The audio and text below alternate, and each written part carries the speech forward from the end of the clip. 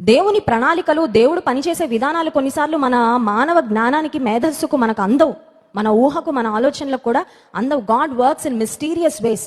దేవుడు చాలా ఆశ్చర్యకరమైన విధానాల్లో ఆయన పని కార్యాలు చేస్తూ ఉంటాడు. నీవే కీడును అనుభవిస్తున్నావో నాకు తెలీదు. ఏ కీడు ఒకవేళ నీ బంధువులో, నీ స్నేహితులో, ఒకవేళ నీ స్వంత కుటుంబీకులో నీకు విరోధంగా యత్నిస్తున్నారో నాకైతే తెలీదు.